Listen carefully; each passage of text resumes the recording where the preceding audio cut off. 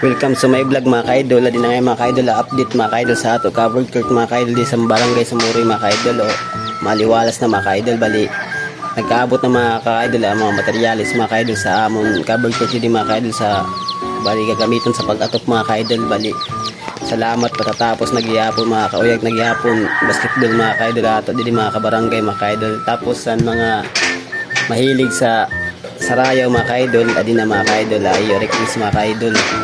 Yung naghihapon, matupan naghihapon mga ka-idol, di nakit mahulos bisangkit magparapudag-pudag mga ka-idol.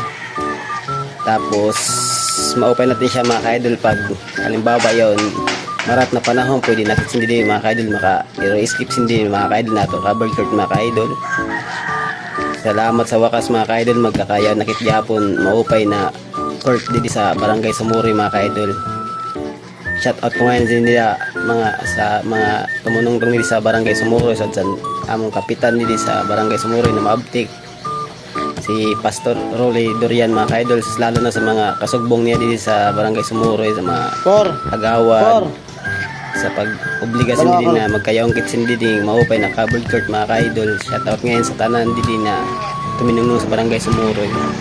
Ito mga ka-idol, pinturahan na mga ka-idol. Sada na chat at ngayon kang kagawad Jerry mga ka-idol.